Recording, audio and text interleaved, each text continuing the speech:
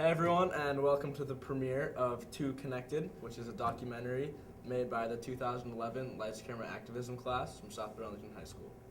Lights Camera Activism is a class in which students can find new means of expressing their concerns and thoughts within the community, whether it's local, national, or even global.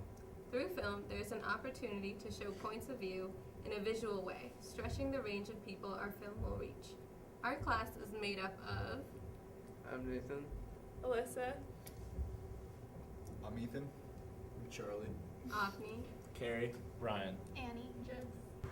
Pretty much the goal of this film was to explore our society and the use of technology in our society and see if people in our society are too connected. We hope that you enjoy watching the film and you take something from it and ponder if you are too connected. So if after the film you guys would like to leave a comment, that'd be much appreciated. Thanks, and enjoy the film. Change, a word that dictates our culture, the nature of a culture ever-changing, as our hearts search for the absolute limit. Change is the artwork of humanity. The colors and textures evolve as time goes on, as we all strive for perfection, releasing the beauty of the past, leaving only the promise of tomorrow. The nature and world that surround us fall victim to our need for achievement, yet our advancements and creations can never provide true fulfillment. Laughter and happiness have succumbed to our desire for more. Caught dreaming of the future, we are blind to what's important. A culture of imitation, bound by keys and monitors, trapped in cyberspace. Will we ever get out?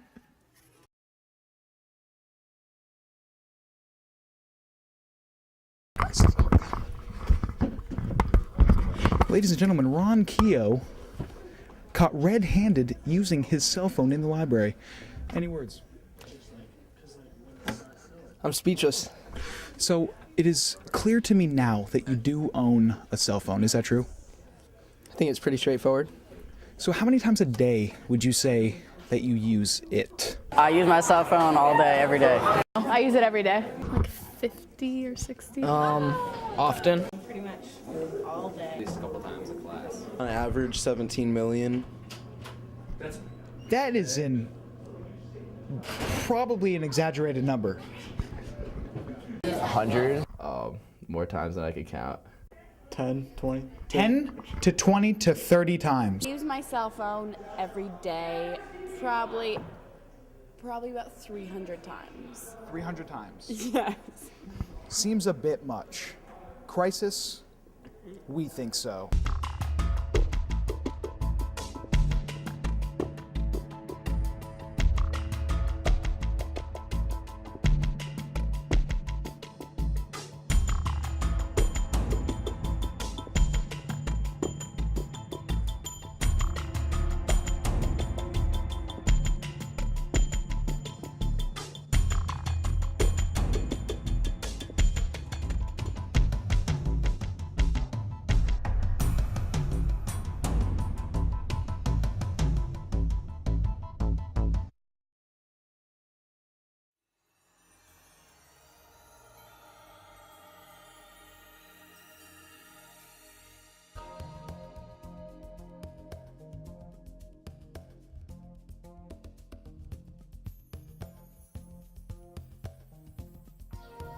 My name is David Mindich. I'm a professor of journalism and mass communication at St. Michael's College.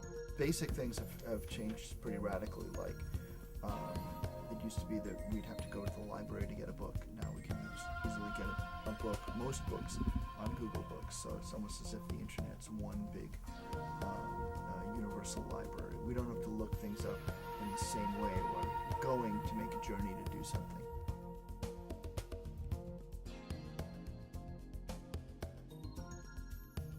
My name is Kimberly Sultzy. I teach in the Media Studies, Journalism, and Digital Arts department. Some of the changes, well, a lot of them have to do with how the students you're teaching utilize technology. And a couple of trends that I've noticed, of course, lately, tons of text messaging. And Also, just the general impact of using the internet for research, and that being the first place that everybody goes to get information. My name's Jerry Swope. I'm an assistant professor in the Department of Journalism and Mass Communication at St. Michael's College. I would say one of the biggest changes is convergence. So where before a lot of different forms of media were separate, you had your newspaper, you had television, you had radio, so much of that is converging into one form of media. So the internet. Now you can access all those things on that particular medium, or you can access a whole bunch of different kinds of media on your smartphone. No longer have to make a journey to get something. Now everything comes to you at your desktop or on your iPad or something.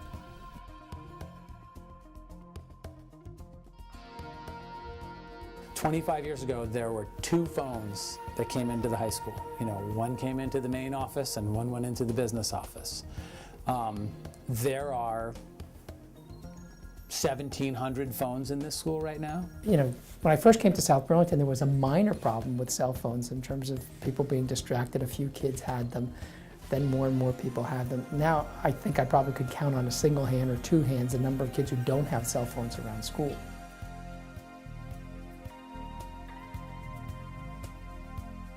Obviously communication with home, communication with each other, keeping track of assignments, emailing things, those kinds of things have been beneficial. The ability to look anything up from your desk has been hugely beneficial. I'm writing a book right now, and when I need to get images from around the world, I don't have to get up, and I can be more efficient with my time.